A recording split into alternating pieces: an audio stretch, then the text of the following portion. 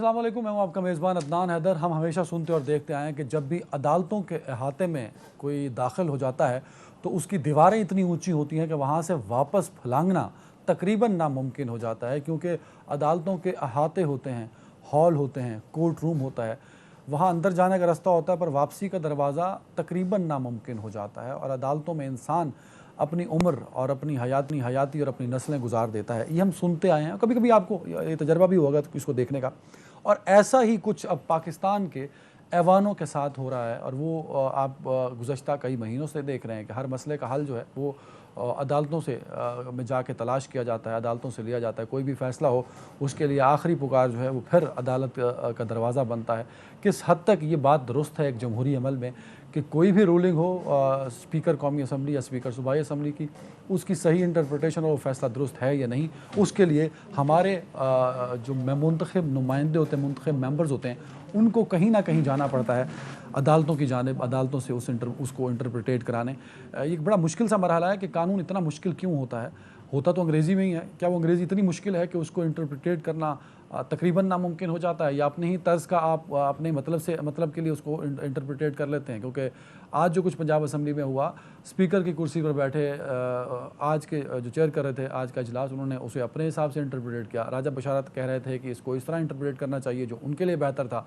लेकिन साथ में ये भी सवाल उठता है कि जो फ़ैसला डी-सीट करने के लिए दिया था सुप्रीम कोर्ट ने, वो किस हद तक वैलिड है, और उसको जब हम आर्टिकल 63A के साथ मिल के पढ़ते हैं तो तब नतीजा क्या निकलता है। और दूसरा, क्या पार्टी सरबराह डायरेक्शन दे सकता है जब फैसला पार्लिमानी पार्टी के सरबराह ने कर लिया हो या पार्लिमानी लीडर ने कर लिया हो?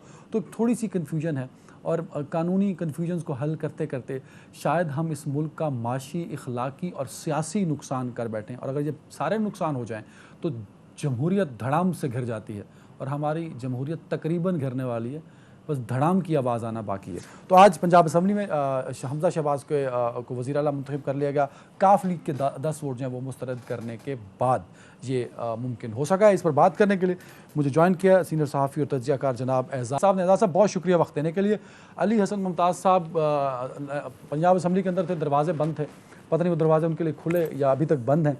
अगर खुल गए होंगे तो वो भी हमें अली हसन मुमताज़ साहब भी ज्वाइन कर लेंगे, और हम कोशिश करेंगे कि माहिर कानून भी कोई अपने शो में ले सकें, ताकि कानूनी राय भी उनसे ज़रूर हम हासिल कर सकें। बड़ा मुश्किल है इंटरप्रिटेशन कौन सी सही है, ये भी एक सवालिया निशान है हम सब के लिए। आज़ाद साहब, जो कुछ हुआ आपने पंजाब असम्बली में देखा होगा, सबसे पहले बताइए कि बड़ी कन्फ्यूजन सी क्रिएट हो गई है नून लीग के लोगों के लिए भी उसको एक्सप्लेन करना तकरीबन मुझे तो लगता है नामुमकिन हो रहा है। जैसे राना सनाउल्लाह साहब ने फ़ौरन एक प्रेस कॉन्फ्रेंस की, he is a lawyer as well, वो कानून को बड़े अच्छे से समझते हैं, ख़ुद भी वज़ीर कानून रहे, तो वो भी उस तरह उसको एक्सप्लेन नहीं कर पाए कि कॉन्फिडेंट हो कि जो अमल हुआ आज इट इज़ वेरी राइट और उसमें कोई जो है अबहम नहीं है। आपकी सहाफ़ती राय क्या है इस पे सर? बात दान बड़ी सीधी सी है। हकीकत ये है कि पाकिस्तान मुस्लिम लीग नवाज जो है वो 17 जुलाई को जो इलेक्शन हुए थे, इखलाकी तौर पे उनके पास किसी किस्म का कोई जवाज़ नहीं है कि आप वो हुकूमत के अंदर रहें। और आज जो इलेक्शन हुए हैं उसमें PMLQ के जो 10 वोट रिजेक्ट हुए हैं, अंडर दी लॉ ही हुए हैं वो रिजेक्ट। लेकिन वो वोट पड़े PTI के जो कैंडिडेट हैं चौधरी परवेज लाई, उन्हीं को पड़े हैं। लेकिन सियासत है, और सियासत में ये सारी चीजें भी होती हैं। इखलाकी जवाब अगर आप पूछें तो बिल्कुल कोई नहीं है। लेकिन आप पैलेस इंट्रीग्स और एजाज भाई कंफ्यूज कर दिया मुझे आपने। जरा हम स्टेप वाइज चलते हैं ना, इखलाकी जवाब पे भी आते हैं। जरा हम शुरू में रहें। एक तो ये बताइए कि जो वोट रिजेक्ट हुए हैं, आप ये कह रहे हैं कि वो बिल्कुल ठीक हुए हैं सर, कानून के मुताबिक हुए हैं? देखिए, वोट रिजेक्ट पहले कानून के मुताबिक ही हुए थे, तो सुप्रीम कोर्ट ने फैसला किया था ना। सुप्रीम कोर्ट ने फैसला किया था कि आप पार्टी की जो लीडरशिप है उसके तहत आप वोट दे सकते हैं, नहीं तो आप डी-सीट होंगे। अब पार्टी की लीडरशिप ने अगर ऑर्डर कर दिया है कि ये वोट नहीं है, तो वो फिर बिल्कुल नहीं होंगे। ये तो सुप्रीम कोर्ट का ऑर्डर है ना, ये तो कोई ऑर्डर से आगे पीछे की तो बात नहीं है, बड़ी क्लैरिटी है इसमें। लेकिन ये भी याद रखें कि ये रन ऑफ इलेक्शन है, इसमें डी-सीट नहीं होंगे। जिन लोगों ने वोट दे दिए पार्टी लीडर की हिदायत के मुताबिक, वो काउंट नहीं हुए। आप ये देख लीजिए। मरकज में जब 9 अप्रैल को ये मामला हुआ था तो पीटीआई ने वोट नहीं दिए थे। पीटीआई के जो मुनहरफ अरकान हैं उनके वोट काउंट नहीं किए गए, इसीलिए आज वो अपोजिशन में बैठते हैं। लेकिन जब पंजाब असेंबली में हुआ था तो ये वोट दिए गए थे और इसी बुनियाद पे इनको मुनहरफ करार दिया, इन्हें डी सीट करार दिया था और इसी वजह से तो ज़िमनी इलेक्शन हुए थे। तो देखिए मीठा मीठा हक और कड़वा कड़वा थू भी नहीं होना चाहिए। अब पीटीआई उस वक्त तो बड़ी खुश थी कि हम इलेक्शन में इनको शिकस्त दे देंगे, ये डी सीट हो गए हैं क्योंकि इन्होंने पार्टी क़यादत के खिलाफ की हिदायत के खिलाफ फैसला दिया है और वोट दिया है हमजा। उस वक्त तो बहुत खुश थे पीटीआई वाले। अच्छा, बिल्कुल सही अली मुमताज। मैं इखलाकी जवाब पे आता हूँ एजाज साहब। अली हसन मुमताज साहब, आप फ्लोर के अंदर थे, मुझे बताइए कि क्या हुआ, क्या एक्चुअली वहाँ सिचुएशन है क्या थी? क्योंकि जब मैं निकला हूँ असेंबली से तो उस वक्त तो जो चौधरी मोनस इलाही थे वो बड़े कॉन्फिडेंट नज़र आ रहे थे। वो तो कह रहे थे कि आज परवेज़ इलाही वज़ीर आला बनेंगे और तहरीक इंसाफ की जीत होगी। तो ये मेरे इस्लामाबाद पहुँचने तक क्या किया आपने सर? मुझे वैसे आवाज़ जो है ना वो कट रही थी आपकी, तो दोबारा से सवाल अगर आप प्लीज दोहरा दें। सर आज जो हुआ है उस पर क्या क्या रिस्पांस था वहाँ फ्लोर के अंदर पीटीआई के मेंबर्स का? यूसी थी और चेहरे उतरे हुए थे यकीनन। लोग वहाँ पर जो अरकान असेंबली थे, मैं प्रेस गैलरी से देख रहा था, बहुत ही अपसेट दिखाई दे रहे थे। और ये जो रिजल्ट है ये इस तरह से अनएक्सपेक्टेड रिजल्ट है बिकॉज अगर आप उस तरह से नंबर्स को देखें तो नंबर्स तो पूरे थे पाकिस्तान तहरीक इंसाफ के, पीएमएलक्यू शामिल करके जी। लेकिन ये जो है मौके पे लेटर सामने आए, इसकी वजह से सारी कहानी पलट गई। और फिर आपने भी शायद सुना हो, राजा बिशारे साहब ने वहाँ पर रीजनिंग दी और आइन के आर्टिकल 63A की बात की उन्होंने, लेकिन दोस्त मजारी साहब बज़िद थे और दोस्त मजारी साहब ने खैर उस पर जो रूलिंग देनी दी। ये तो मामला बाद में वैसे भी जाकर अदालत में ही तय होना है।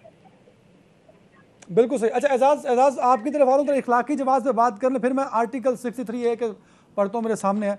सर ये बताइए इखलाकी जवाब कैसे खो दिया नून लीग ने कि इलेक्शन हारा तो इखलाकी जवाब खो दिया? हम इलेक्शन हार जो 20 हलकों में हुआ वो हार और जीत तो अपनी जगह, बट वजीर आला का फैसला तो फ्लोर के अंदर हो रहा है। वो नंबर जिसके पास चले जाएंगे वही वजीर आला होगा। सर देखिए अदनान, बात ये है कि बिल्कुल आपने ठीक बात कही कि फ्लोर के अंदर जब फैसला होगा तो वो फैसला हतमी होगा, लेकिन लोगों ने जो वोट डाले हैं उनकी भी तो कोई अहमियत है ना। लोगों ने किस जमात को चुना? थोड़ी ना हुआ है सर, उनका वोट रिजेक्ट थोड़ी ना हुआ है ना, वो 15 लोगों ने वोट कास्ट किया। मेरी सुन लीजिए ना मेरी बात। इसको कहते हैं पैलेस इंट्रीग्स, इसको कहते हैं पॉलिटिकल मनूवर्स। ठीक है, ये पॉलिटिकल मनूवर्स हैं और ये पॉलिटिकल मनूवर्स इन्होंने किए। क्या इनको पहले दिन रिजाइन नहीं कर देना चाहिए था? जिस दिन 17 तारीख को जब फैसला लोगों ने दिया था, कर देना चाहिए था। मैं ये इसलिए you are talking about the floor of 372 people, 372 members। अगर 20 का इलेक्शन हुआ है तो 20 के इलेक्शन को देखते हुए आप 352 को कहें कि ये इस फ्लोर को छोड़ दो, रिजाइन कर दो। डिसाइसिव नंबर थे ना। देखिए अदनान, वो तो डिसाइसिव नंबर थे, ये आपको भी पता है, मुझे भी पता है, डिसाइसिव नंबर नहीं थे। अगर वो डिसाइसिव नंबर ना होते तो पहले इनका वज़ीर आला किस तरह आउट होता? हुआ ना, उन्हीं डिसाइसिव नंबर की वजह से हुआ। अब फिर दोबारा आप इलेक्शन में गए, उसके 15 नंबर उनके पास आ गए, नंबर उनके पास पूरे हो गए। तो देखिए ये आप पॉलिटिकल मनूवर्स इसको कह सकते हैं, लेकिन आप अगर कहें कि ये इखलाकी जवाज है इसका, तो वो कोई नहीं है। ये आपको भी पता है, ये मुझे भी पता है। बिल्कुल लीगली वो बिल्कुल ठीक है, कानून के मुताबिक है, बिल्कुल ठीक है, बिल्कुल नून लीग ये बिल्कुल। एजाज साहब, अली भाई सॉरी आपका टाइम दे रहा हूँ। एजाज साहब ये बताइए, जब हम कॉन्स्टिट्यूशन ऑफ पाकिस्तान के पाबंद हो जाते हैं फिर हमें अखलाकियात को देखना है कि कानून को देखना है? सर देखिए बात यह है कि कॉन्स्टिट्यूशन ऑफ पाकिस्तान, बिल्कुल हम कॉन्स्टिट्यूशन ऑफ पाकिस्तान को देखते हैं, लेकिन इखलाकियात अगर पॉलिटिक्स में से खत्म कर देंगे तो फिर कॉन्स्टिट्यूशन की भी कोई अहमियत नहीं रहेगी। ये याद रखिए, आपने कॉन्स्टिट्यूशन के तहत किया है, बिल्कुल किया है, लेकिन आपने विल ऑफ द पीपल को कॉन्स्टिट्यूशन के आर्टिकल्स में मनूवर करने की कोशिश की है, बिल्कुल की है। ये कैसे हो सकता है कि लोग वोट दें अदनान हैदर को, लेकिन बंदा निकल आए अली हसन मुमताज? ये नहीं हो सकता। नहीं सर, लोगों ने जो वोट दिया या तो वो वोट चोरी हुआ हो सर, मुझे याद है हम दोनों एक साथ थे जिस दिन वोट हो रहे थे सादिक संजरानी के, we were sitting together in Senate press gallery. Sir जो वो हुआ था वो इखलाक से गिरी हुई हरकत थी कि 64 के बजाय 45-44 निकले थे सर। यहाँ तो पूरे वोट निकले हैं। बात ये है अदनान, बात ये है कि वो तो बिल्कुल गलत हुआ था। मैं तो कह रहा हूँ बिल्कुल गलत हुआ था। उसकी तो आइन भी इजाजत नहीं देता था जो कुछ किया गया था, वो आपको भी पता है मुझे। मैं ये कह रहा हूं कि कुछ इखलाकियात होती हैं। देखिए आपके पास मैंडेट नहीं रहा, बिल्कुल नहीं रहा, ये पता लग गया। लोगों ने वोट दे के बताया। अच्छा आप ले आए, फ्लोर के ऊपर ले आए, बिल्कुल आइन के मुताबिक आप इलेक्शन जीते हैं। मैं तो नहीं कह रहा हूँ आइन से मावरा जीते हैं, लेकिन जिस तरीके से ये मनूवर हुआ है ये आपको भी पता है। क्या ये विल ऑफ द पीपल को देखिए, जब हमने विल ऑफ द पीपल को रिस्पेक्ट नहीं दी तो हमारे मामलात अदालतों में गए हैं। नहीं सर, एजाज भाई ये आपको भी पता है जिस मनोवरिंग की आप बात कर रहे हैं बिल्कुल हुआ है, पर वो मनोवरिंग किस वजह से हुए वो वजह नहीं बता रहे आप सर। या तो उन 15 लोगों का वोट कास्ट हो गया हो हमजा को, या उन्होंने कास्ट ना किया हो, तब तो मैं आपका पॉइंट मान लूं ना सर। ऐसे कैसे मान लूं? तो मैं 352 का उसके 20 के अलावा भी ऐवान बंद। अली मुमताज साहब, सर ये बताइएगा कि पीटीआई ने ऐलान किया है कि वो कौन साथ है? शायद उस्मानी साहब, सर ओवर टू यू। जरा बताइएगा 63A की जो इंटरप्रिटेशन है और जो सुप्रीम कोर्ट का फैसला है सर, और आज जो रूलिंग दी स्पीकर पंजाब असेंबली ने, जरा इन तीनों को जरा आसान लफ्जों में सर हमें समझाइएगा प्लीज, शायद उस्मानी साहब। तो उसमें 2 स्टेजेस हैं। पहला स्टेज वो है जहां पे कि कोई मेंबर किसी पार्लियामेंट्री पार्टी का अपनी पार्लियामेंट्री पार्टी की डायरेक्शन से खिलाफ वोट देता है, पहले वो स्टेज वो है। अगर वो ऐसी हरकत करता है उस सूरत में दूसरा स्टेज फिर आता है, जब अगर उस सूरत में जो पार्टी का हेड है वो फिर उस शख्स को पार्टी से निकाल सकता है और उसको डिसीट करवा सकता है। ये तो इस तरह से ही है जो 63A है। उस पे कहीं ये नहीं लिखा हुआ कि वो किसी जो आदमी गलत वोट देता है उसका वोट काउंट नहीं होगा। ये तो सुप्रीम कोर्ट ने जो अपनी इंटरप्रिटेशन दी थी 63A की, उसमें सुप्रीम कोर्ट ने ये डाल दिया था, और उसकी वजह से आज वही हुआ जो कि उस गलत ऑर्डर की वजह से जो सुप्रीम कोर्ट ने पास किया था उसकी वजह से आज ये हुआ, डिप्टी स्पीकर ने ऑर्डर दिया है। तो ये जो इनिशियल सुप्रीम कोर्ट का जो इंटरप्रिटेशन थी उसमें नक्शा, वो उनका इंटरप्रिटेशन मेरी नज़र में तो सही नहीं थी, और उसके खिलाफ मेरे ख्याल में रिव्यू ऑलरेडी फाइल हो चुकी है। तो इसको बड़ी और इसी वजह से ये हुआ है। तो इसी वजह से जो जिन लोगों ने एक आइन बनाया था उन्होंने इस चीज़ को मद्देनजर रख करके उसमें ये नहीं लिखा कि वो उसके वोट काउंट नहीं होगा, क्योंकि इस किस्म की हरकत हो सकती थी। तो अब ये सामने साफ जाहिर हो गया। अच्छा, बिल्कुल सर। एक चीज़ क्लियर कीजिएगा, आर्टिकल 63A का बी जब हम पढ़ते हैं, जो कि राजा बशारत साहब ने भी पढ़ा, वोट और abstain from voting in housing to any direction issued by parliamentary party to which he belongs in relation to, election के हवाले से वो बात कर रहा है। तो जो पार्लियामेंट्री पार्टी हुई का लेटर था उसमें तो वो कह रहे हैं कि आप परवेज इलाही को वोट दीजिए, जबकि पार्टी सदर चौधरी शुजात का लेटर बाद में आता है स्पीकर के पास जिसमें वो मना करते हैं। तो दोनों लेटर्स हैं, किसका लेटर अथेंटिक या लीगल माना जाएगा सर, जिसकी लीगल वैल्यू होगी, वर्थ होगी?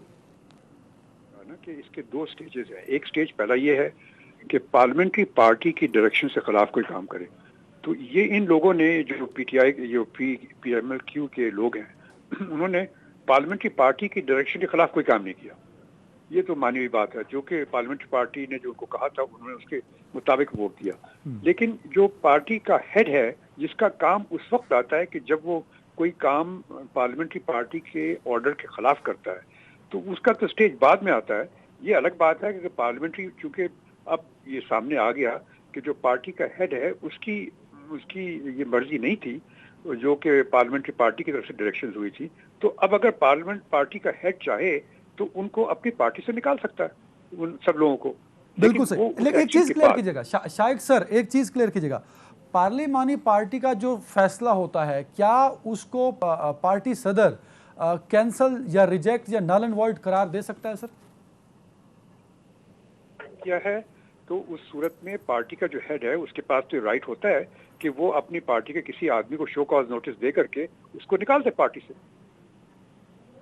नहीं तो सर ये एक चीज़ क्लियर कीजिएगा, निकाल सकना मतलब आज जो बात हुई पंजाब असम्बली के अंदर हुआ, काफ लीग के लोगों ने वोट कास्ट किया परवेज इलाही साहब को पार्लिमानी पार्टी की डायरेक्शन पर, और उसी दौरानिए में पार्टी सदर का लेटर आया था कि वोट ना दीजिए। तो जो मेंबर्स हैं जिन्होंने वोट कास्ट किया वो पार्लिमानी पार्टी के फैसले को माने या पार्टी सदर की डायरेक्शन को माने? सर नहीं, उनको तो पार्लियामेंट्री पार्टी की जो डायरेक्शन है उसको मानना चाहिए था, और उन्होंने सही किया था। जो उन्होंने वोटिंग की वो सही किया, जो पार्लियामेंट्री पार्टी की डायरेक्शन थी उसको माना, उन्होंने वोट दे दिया। ये वोट दे दिया चूंकि ये बाद में ये पता चला कि ये पार्टी के हेड के डायरेक्शन के खिलाफ है। तो अब अगर पार्टी के हेड चाहे एक दफा वोट देने के बाद, वो वोट काउंट होने के बाद, अगर पार्टी के हेड चाहे तो वो उनको पार्टी से निकाल सकता है। बिल्कुल sir, got the point sir. अब हम थोड़ा सा पीछे रहते हैं, एक स्टेप पीछे जाते हैं, जहां हम पार्टी से निकालने से जरा पीछे जहां हम थे कि जब पार्टी सदर जो उन्होंने ठीक किया कि पार्लियामानी पार्टी के डिसीजन पर वोट कास्ट कर दिया, जो स्पीकर ने रूलिंग दी पार्टी सदर के लेटर को सामने रखते हुए, क्या वो ठीक थी सर? सही नहीं थी, और ये सब इसी वजह से मैंने आपसे कहा कि ये हुआ इस वजह से क्योंकि सुप्रीम कोर्ट की जो इंटरप्रिटेशन थी 63A की, जिसमें उन्होंने कहा था कि जो वोट को काउंट नहीं किया जाएगा, वो कानून के लिहाज से सही नहीं थी। इसी वजह से ये हुआ। अगर वो नहीं करते ये इंटरप्रिटेशन तो ये नहीं होना था। बिल्कुल। एजाज सईद साहब, आप क्या कुछ पूछना चाह रहे थे शाइक साहब से? आप इशारा कर रहे थे सर। नहीं, मैं वो शाइक साहब ने बात बता दी, जो बेसिकली शाइक साहब ने वही बात की ना जो मैं पहले बात कर रहा था कि सुप्रीम कोर्ट ऑफ पाकिस्तान ने एक ऑर्डर दिया। उस बात पे तो पीटीआई ने बहुत खुशियां मनाई थी कि बिल्कुल डी-सीट हो गया, वोट काउंट नहीं होगा। आपको याद है ना, इस बात पे बड़ी खुशियां मनाई गई थी। बिल्कुल ऐसे ही आज वही ऑर्डर गले में पड़ गया है। शाहिद साहब ने बिल्कुल दुरुस्त बात कही कि बेसिकली सुकम उधर है, लेकिन सुकम वो इसलिए है कि विल ऑफ द पीपल को आपने मनूवर किया, आपने मैनिपुलेट किया। आप करने देते, पहले भी करने देते, अभी भी करने देते। बिल्कुल ठीक है। मैं एक कमेंट ले लूँ शाइक साहब को, फिर मैं खुदा हाफिज बोलूँगा। शाइक साहब एक कमेंट कीजिएगा, पीटीआई ने ऐलान किया कि वो सुप्रीम कोर्ट जाएंगे। आज पंजाब असम्बली के स्पीकर ने जो रूलिंग दी और जो आज की वोटिंग हुई उस पर, अगर सुप्रीम कोर्ट जाती है पाकिस्तान तहरीक इंसाफ, तो क्या फ़ायदा या क्या लीगल एडवांटेज ले सकती है वो पाकिस्तान की आला अदलिया से? शाइक साहब हैं साहब? जी शाइक साहब। जी मैं सुन रहा हूँ। जी सर। हाँ, वो अगर सुप्रीम कोर्ट जाएंगे तो वो तो सुप्रीम कोर्ट में यही कहेंगे कि पार्लियामेंट्री पार्टी की जो डायरेक्शंस के मुताबिक इन लोगों ने वोट दिया था, इस वजह से उनका वोट को ना काउंट करना गलत है। वो ये कहेंगे और जो जजमेंट में था कि वो वोट ना काउंट किया जाए, तो वो तो ये कहेंगे, उनकी ये सुप्रीम कोर्ट के सामने ये प्ली हो। लेकिन अब उसके बाद सुप्रीम कोर्ट को सारा रिव्यू करना पड़ेगा कि जो उन्होंने ये जो ऑर्डर पास किया था जिसकी वजह से ये इनका वोट काउंट नहीं हुआ, वो इटसेल्फ गलत था और उसके लिए एक रिव्यू ऑलरेडी मौजूद है। तो ये सारा केस की री-हियरिंग एक किस्म की हो जाएगी और फिर सुप्रीम कोर्ट शायद सही फैसले पे पहुंचे। बिल्कुल सही सर, बहुत शुक्रिया शाइक उस्मानी साहब। नाज़रीन, वक्त तो ब्रेक का, बढ़ते ब्रेक की जानिब, और नए आने वाले बोल रहे थे अभी भी दोबारा से मुंतखब हो गए हमजा शहबाज शरीफ बतौर वज़ीर आला पंजाब कैसे रहेंगे, और हमजा शहबाज का वज़ीर आला बनने के बाद पंजाब का सियासी मुस्तकबिल कहाँ पे है। ब्रेक के बाद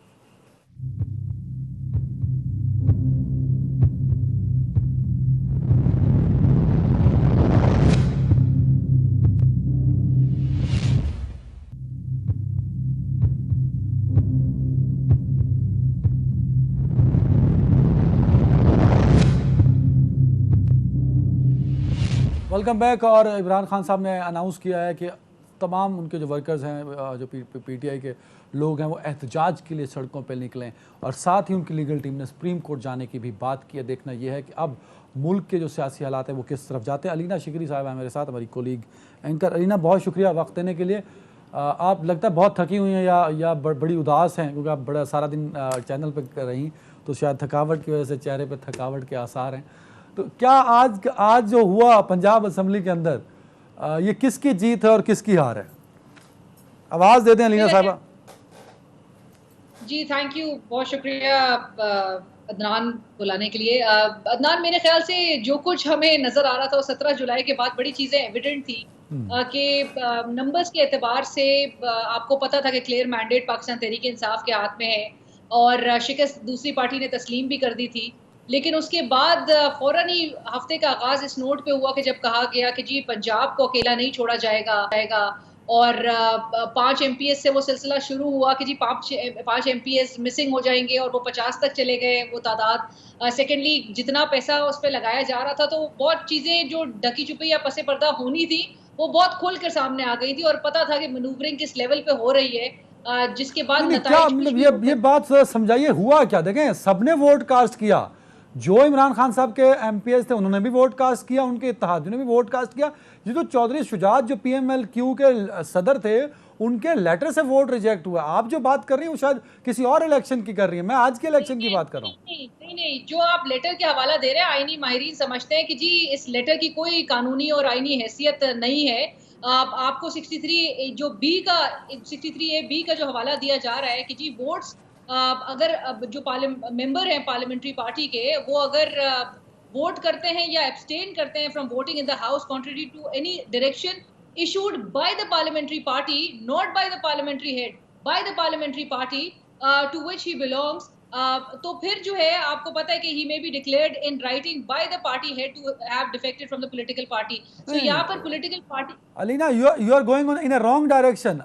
जो आज स्पीकर ने रूलिंग दी वो आपने भी सुनी होगी, वो तो उन्होंने सामने रखा वो फैसला सुप्रीम कोर्ट का जिस पर जो है वो नगारे बजाए थे पाकिस्तान तहरीक इंसाफ ने।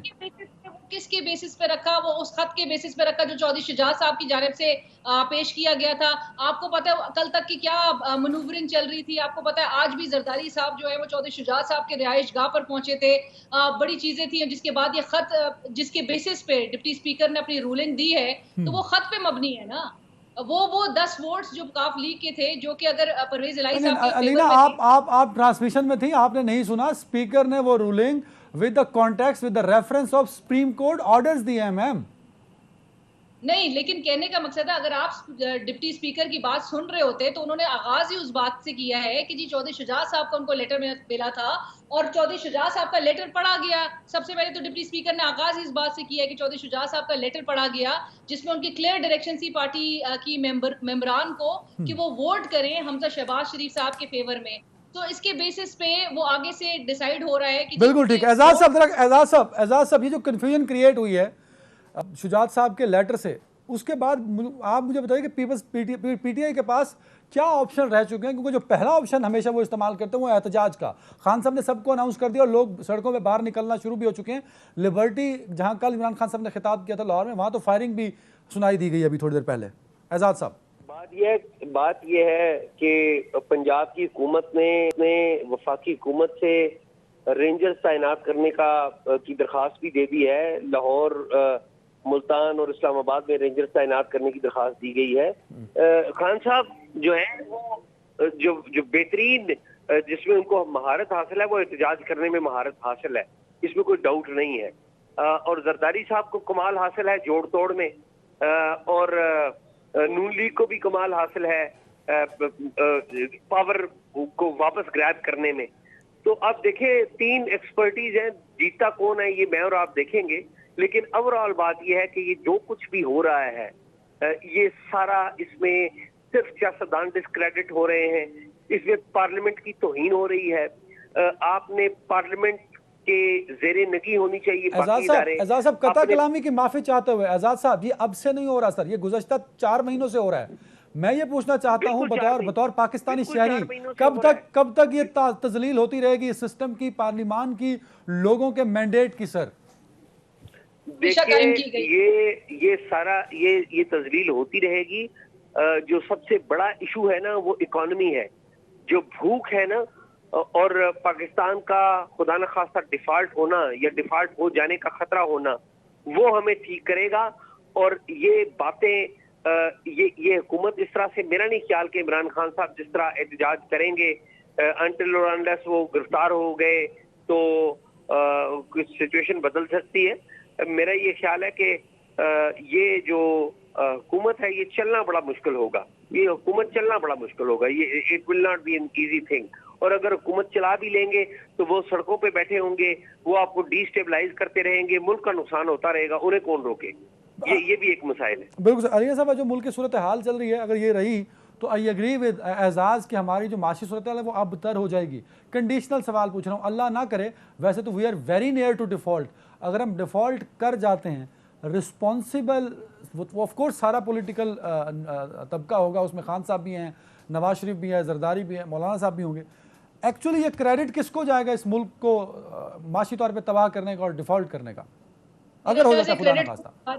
इन सारे उन लोगों को जाएगा, ये सारे सियासतदानों को जाएगा। अगर आज को इमरान खान साहब कह रहे हैं कि जी अगर उनकी पार्टी जिस कैंडिडेट को सपोर्ट कर रही थी परवेज इलाही साहब, अगर आज वो मुंतखब हो जाते तो क्या माशी बहरान नहीं आता मुल्क में, या माशी बहरान क्या एकदम से सूरत हाल चेंज हो जाती, जो अभी वो कह रहे हैं आपसे अपने खिताब में कि जी बहुत बड़ा माशी बहरान अब मुल्क में आने लगे। सो माशी बहरान बिल्कुल है, इंस्टेबिलिटी बिल्कुल है, सियासी तौर पर अदम इस्तेकाम है, और जो कि रहेगा भी, माशी तौर पर अदम इस्तेकाम है, और वो किसी के एकदम से चीजें चेंज होने में नहीं आएगा। इसके लिए तमाम स्टेक होल्डर्स, एहसन इकबाल साहब ने आज बड़ी अच्छी बात बोली, लेकिन हकीकी मानों में प्रैक्टिकली इस चीज पे इंप्लीमेंट करने के लिए सबको एक प्लेटफॉर्म पे आना होगा। सियासत आप अपने घर में भी जब लड़ाई करते हैं या गुफ्तगू कर रहे होते हैं तो उससे आप अपने घर को नुकसान नहीं पहुंचाते, इस वक्त आपके मुल्क को नुकसान पहुंच रहा है। अगर इनकी सियासत की भीड़ जो है वो इस वक्त मुल्क चढ़ता हुआ नजर आ रहा है, जो डॉलर की सूरत हाल है, जो स्टॉक मार्केट की सूरत हाल है, आगे चीजें आप मिडिल क्लास तबका जो है वो खत्म हो चुका है, आपने गरीब के लिए मुश्किलात क्रिएट कर दी हैं, और इनकी सियासत जो है वो चलती रहेगी। आज भी आपको जो नजर आ रहा है वो अपनी सियासत बचाने के लिए, अपने इक़्तिदार को कायम करने के लिए, या अपने इक़्तिदार के हुसूल के लिए यही तमाम चीजें देखी गई। अभी एजाज सैयद साहब ने कहा कि जरदारी साहब जोड़ तोड़ के माहिर हैं, और नून लीग जो है वो एक्सपर्टीज रखती है कि वो इक़्तिदार को किस तरह से ग्रैब करे, पावर्स को किस तरह ग्रैब करे। मेरे ख्याल से इस वक्त जो सबसे बड़ी जो कार्ड प्ले की है ना, जो मेजर कार्ड प्ले की है, वो जरदारी साहब ने की है। पंजाब में पाकिस्तान पीपल्स पार्टी की रिवाइवल पर पाकिस्तान पीपल्स पार्टी काफी फोकस नजर आ रही है। जरदारी साहब ने ऑलरेडी इनको बावर करा दिया कि ऑल्दो के वो इस कोलिशन का हिस्सा है, लेकिन हुकूमत के क़याम में जरदारी साहब ने ये क्रेडिट भी क्लेम किया कि जी हमने आपको यहाँ तक पहुंचा दिया है। फ्रंट एंड पे सारे इकोनॉमिक डिसीजंस का मलबा जो है वो इस वक्त नून लीग पर बिल्कुल ठीक है, बिल्कुल सही, वेरी राइट। एजाज साहब ये काफ लीग का रोल बड़ा कंफ्यूजिंग हो गया सर। शुजात साहब ने कहा वोट मत दीजिए, got the point Alina got the point. Shujaat साहब ने कहा वोट मत दीजिए, स्पीकर ने रिजेक्ट कर दिया। काफ लीग अभी पीटीआई के साथ खड़ी होकर कह रही है कि हम तो भाई जा रहे हैं सुप्रीम कोर्ट। तो ये काफ लीग के अंदर जो कन्फ्यूजन है ये क्या है, और कहीं खुदा ना खास्ता काफ लीग जो है वो कोई स्पेसिफिक रोल तो प्ले नहीं कर रही? मेरा ये ख्याल है कि जो काफ लीग की जो तकसीम है वो बड़ी वाज़े है, और ये जो तकसीम है चौधरी शुजात और परवेज इलाही की तकसीम नहीं है। ये जो तकसीम है ये तकसीम है दोनों जो दोनों अफराद हैं इनके बच्चों की, दोनों रहनुमाओं के बच्चों की तकसीम है। और इस बात में ये बात भी बैदस क्यास नहीं हो सकती कि इब्तिदा में आसफ अली जरदारी साहब ने इनको इमरान खान साहब का साथ देने का कह दिया हो, जो कि चौधरी परवेज इलाही ने और इनके वोटर्स ने किया भी है, और बाद में इन्होंने कहा हो कि आप एक वादा पूरा कर दें, अगला वादा मुझसे कर लें। और ये उसी तनाजर में अब सूरत हाल नई पैदा हो गई है कि अब ये भी हो सकता है कि मुस्लिम लीग नून उन्हें परवेज इलाही को अपना वजीर आला नामजद कर दे। ये बिल्कुल इस बात का इम्कान है। मतलब आप कह रहे हैं कि ये हो सकता है कि देयर इज स्पेसिफिक कैरेक्टर जो पीएमएलक्यू जो प्ले कर रही हो? जी बिल्कुल, इसमें मुझे एक और चीज जो हम नेशनल असेंबली और सेनेट में खास तौर पे देखते रहे गुज़श्ता 4.5 सालों में, वो एक स्पेसिफिक किरदार एक सौंप दिया जाता था खलाई मखलूक को। इलेक्शन जीतने के बाद वजारत आला हार जाना, सर क्या इमरान खान साहब के पास ये जो हुआ इस सब को पे इल्ज़ाम किसको देंगे? वो अपने आप को देंगे, सिस्टम को देंगे? खलाई मखलूक का चैप्टर तो को न्यूट्रल कह के मेरे ख्याल में ख़त्म हो चुका है सर। देखिए, इमरान खान साहब सबको इल्ज़ाम धरेंगे। इमरान खान साहब ने इस्टेब्लिशमेंट को इल्ज़ाम धरना दबे लफ्ज़ों में शुरू कर रखा है। हकीकत ये है कि फ़िलहाल अभी तक, और अगर ऐसा हो, अगर आप ये कहें कि ये सारा क्राइसिस की जिम्मेदार कौन है, तो मैं कहूँगा इस्टेब्लिशमेंट भी है। लेकिन इस सारे रोल में जब इस्टेब्लिशमेंट ने अनाउंस किया कि हम न्यूट्रल है, तो मैं इलेक्शन को भी मैंने बड़े क्लोजली फॉलो किया है, रिपोर्ट किया है। मुझे एस्टैब्लिशमेंट कहीं इन्वॉल्व होती हुई नजर नहीं आई इस सारे मामले में। जब से उन्होंने कहा है कि हम न्यूट्रल हैं, तो मुझे एस्टैब्लिशमेंट इन्वॉल्व होते हुए नजर नहीं आई। तो वो कहते हैं ना कि give the devil it's due. हकीकत ये है कि मैंने अभी नहीं देखा, माजी में बिल्कुल ये करते रहे हैं। वो जो सेनेट के इलेक्शन की बात की आपने, उसमें कौन था? 2018 के इलेक्शंस में कौन था? बिल्कुल थे। लेकिन जो तनकीद की गई इमरान खान साहब की तरफ से दबे अल्फाज में और उनके फॉलोअर्स की तरफ से खुले अल्फाज में, तो उसका नतीजा क्या निकला कि एस्टैब्लिशमेंट ने बिल्कुल किसी किस्म की मुदाखलत अभी तक नजर नहीं आई। बिल्कुल, और अगर कहीं नजर आए तो बिल्कुल सही। एक ब्रेक पे जा रहा हूँ। आजाद साहब आपका शुक्रिया। अलीना साहब मेरे साथ होगी एक ब्रेक के बाद।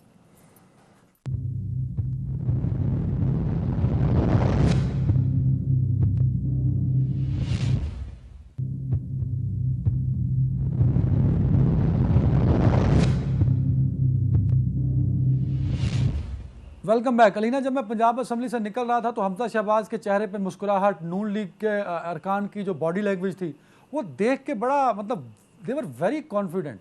मुझे आप याद आई जब 17 जुलाई का इलेक्शन था और आप और हम दो सब यही मिल के बात कर रहे थे कि मरीम नवाज़ ने 3.5 घंटे बाद ट्वीट कर दिया कि हम अपनी शिकस्त तस्लीम करते हैं, अवामी मैंडेट को कबूल करते हैं। मलिक अहमद साहब 5-6 लीडिंग चैनल्स के जिनकी जो डिस्ट्रीब्यूशन है वो पूरे पाकिस्तान में है तकरीबन, सिर्फ उन्हीं चैनल को बीपर्स दे के कह रहे हैं कि हम शिकस्त को तस्लीम करते हैं और हम अवामी मैंडेट का एहतराम करते हैं। तो जब वो दो मुस्लिम लीग नून का उस दिन का जो बिहेवियर था लीडरशिप का और आज ये कॉन्फिडेंट, ये कहीं कुछ मामलात कुछ पहले से तयशुदा तो नहीं थे? देखिए, आपको पता है हमेशा से मनूवरिंग की जाती है और कल मुझे बल्कि वो तस्वीर जो जरदारी साहब और चौधरी शुजात साहब की जो मुलाकात की तस्वीर जब सोशल मीडिया पे वायरल हुई तो आपने देखा होगा कि वो जिस रिक्लाइनर पे वो जो कुर्सियां हैं, वो जो चेयर्स हैं, वो बड़ी कंफर्टेबल लेजी बॉय रिक्लाइनर्स पे बैठे हुए हैं बड़े कंफर्टेबली। तो वो एक मैसेज, वो एक सिग्नल भेजना था, वो एक मैसेज भेजना था अपने मुखालफीन को कि हम बड़ी कंफर्टेबल पोजीशन में हैं। सो नंबर्स हमारे पास है। आपको याद होगा चौधरी शुजात साहब से जरदारी साहब की पहली भी जो मुलाकात हुई थी उसके बाद जब कैमरे पे जैसी वो दिखाए गए तो वो विक्ट्री का निशान बनाए हुए थे। तो नेचुरली वो कुछ चीजें आपको समझ आ रही थी और इनिशियली जैसी हम बात कर रहे थे कि हफ्ते के आगाज में ये बात कह देना कि जी पंजाब हमारे हाथ, हमने पंजाब को अकेला नहीं छोड़ना। हमारे जो है वो राना सनाउल्लाह साहब जिस तरह से कहते हुए नजर आए कि जी 5 MPs शायद मिसिंग भी हो सकते हैं, तो यानी कि चीजें जोड़ तोड़ और वो तमाम मामला चल रहे थे। लेकिन ये बड़ी बदकिस्मती की बात है, फिर हम बड़े इनके लेक्चर्स और इनकी तकारीर सुनते हैं, जमहूरी इक़दार की बातें सुनते हैं, डेमोक्रेटिक वैल्यूज हमारे मुल्क में क्या नजर आएंगी कि जहां पर आपके मुल्क में लेजिस्लेटर्स 4 बसों में जिस तरह से सिक्योरिटी के तहफ़्फ़ुज़ हिसार में उनको असेंबली पहुंचाना पड़ रहा हो या 2 दिन से उनको होटलों में रखा गया हो, उनके ऊपर सख्त निगरानी की जा रही हो कि ये ज़मीर ना अपना बेच दें। तो ये इस किस्म के मनाज़िर मतलब आप अपने मुल्क में देखना चाहेंगे? मतलब ये तो बड़े अफसोसनाक और बड़े मेरे ख्याल से देखते हुए भी बड़ा इंसान का दिल दुखे कि आपके ये मुल्क के लेजिस्लेटर्स का हाल है। ये वो कानून साज हैं जिन्होंने आपके आवाम के लिए फैसले करने हैं। What are the options? आखिरी 1 मिनट दे रहा हूँ। What are the options with Imran Khan and Pakistan Tehreek Insaf? Imran Khan will not, I think he will be out of the roads already। उन्होंने कॉल दी हुई है, एहतजाज लाहौर में लोग ऑलरेडी पहुंच चुके हैं। एक सिर्फ कॉल पे वो आराम से तो नहीं बैठेंगे, वो कोर्ट्स का रुख करेंगे। सुप्रीम कोर्ट पे वो ऑलरेडी सवाल जो है वो उनके सपोर्टर्स की तरफ से भी उठाया जा रहा है कि जी 12 बजे क्यों नहीं अदालतें अब खोली जा रही। लेकिन ये मेरे ख्याल से वो सारे लीगल फोरम्स पे अपने तमाम ऑप्शंस को बरोएकार लाते हुए वो चैन से वो इस वक्त 1 वर्सेस ऑल की सिचुएशन नजर आ रही है। अदनान इमरान खान साहब ने एक उनको क्रेडिट जरूर जाता है कि उन्होंने बाकी सारी जमातों को एक पेज पे इकट्ठे लेकर आ गए हैं। सो वो आराम से तो नहीं बैठेंगे, वो मजीद चीजों को जो है वो इस नहज पे लेकर जाएंगे कि जहां पर मुश्किलात जो है वो मजीद बहरान की कैफियत है। ये बहरान सेटल होने वाला नहीं है। इमरान खान साहब का एहतजाज अगर जारी रहा तो असरात क्या होंगे? माशी असरात तो होंगे ही होंगे। आपके मुल्क में पॉलिटिकल इंस्टेबिलिटी रहेगी। Political stability is always correlated with your economic stability. So instability रहेगी, अदम इस्तेहकाम रहेगा अगर सियासी तौर पे, तो माशी तौर पे आपको कोई स्टेबिलिटी नहीं। जब आपका बाहर का इन्वेस्टर बैठा हुआ पाकिस्तान में हालात देख रहा हो कि इतनी गैर यकीनी है तो वो अपना पैसा भी नहीं डालेगा। बिल्कुल सही, बहुत शुक्रिया अलीना शिगरी साहब आपका। इमरान खान साहब की पार्टी अपना उम्मीदवार जो है वो चीफ मिनिस्टर पंजाब नहीं बना सकी, लेकिन इररेलीवेंट नहीं हुई। आज भी अगर मुतहर्रिक सियासत का हिस्सा देखा जाए तो वो पाकिस्तान तहरीक इंसाफ को उसका एक बड़ा क्रेडिट मिलता है। अपना ख्याल रखिएगा। कल तक के लिए मुझे इजाज़त दीजिए। अल्लाह हाफ़िज़।